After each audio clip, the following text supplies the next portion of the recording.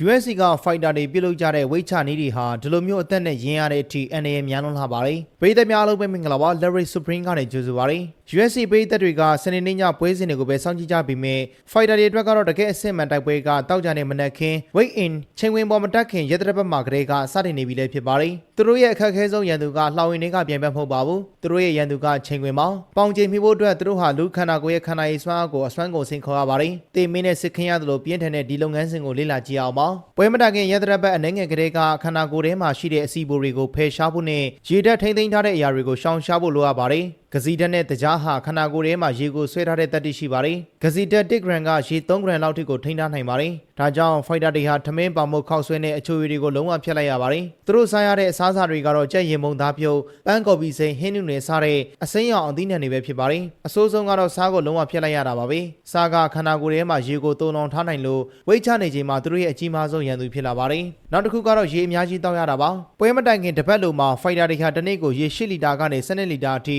တာမန်လုံတောက်တာထက်4ဆလောက်အတင်းဖိတောက်ကြရပါတယ်။ရွေချက်ကတော့ခန္ဓာကိုယ်ရဲ့ဟော်မုန်းစနစ်ကိုလှည့်စားဖို့ပါ။ရေတွေအများကြီးဝင်လာတဲ့အခါမှာခန္ဓာကိုယ်က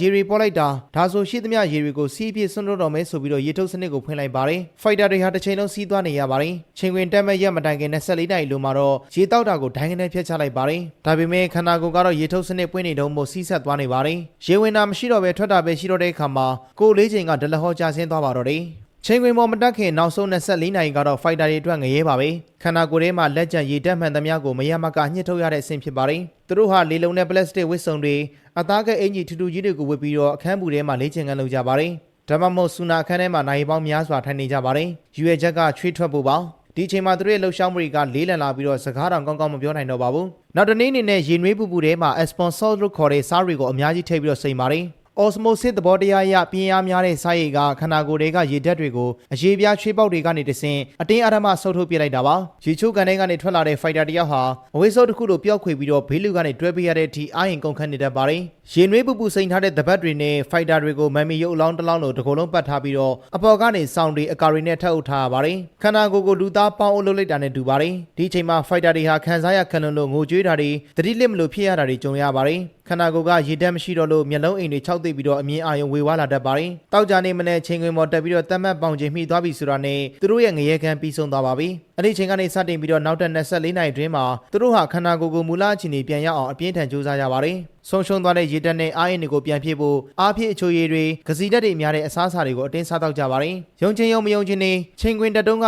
155ပေါင်ရှိတဲ့ Fighter ဟာနောက်တစ်နေ့ပွဲထိုးတဲ့အချိန်မှာ185ပေါင်လောက်အထိကိုချက်ချင်းပြန်တက်လာပါတယ်။ဒါဟာသူတို့ဝိတ်ချရခြင်းအဓိကရွေးချက်ပါပဲ။ပေါင်ချိန်တူတန်းမှာပြိုင်ဘက်ထက်လူကောင်ပိုကြီးအောင်ပိုတန်မအောင် system ကိုလှည့်စားလိုက်ခြင်းဖြစ်ပါတယ်။ USC Fighter တွေဟာငွေကြေးနဲ့ကြော်ကြားမှုအတွက်တက်တိုက်ခိုက်နေတာမဟုတ်ပါဘူး။လှောင်ရင်ထဲမှာ15မိနစ်20စာတိုက်ပွဲဝင်မှုအတွက်သူတို့ဟာခန္ဓာကိုယ်ကိုဖျက်ဆီးပြီးတော့တေမင်းနဲ့စစ်ကင်းခဲ့ရတာဖြစ်ပါတယ်။ဒါကြောင့် Fighter တယောက်ပွဲရှုံးလို့ဝေဖန်ခြင်းတဲ့ခါတိုင်းသူတို့ဖျက်ဆီးခဲ့ရတဲ့ဒီ weight ကငရဲခန်းကိုပါထည့်သွင်းစဉ်းစားပေးဖို့လိုအပ်ကြောင်းတင်ပြလိုက်ရပါတယ်။အဆုံးထိကြည့်ပြီးလို့အားလုံးကိုကျေးဇူးများတင်ပါတယ်။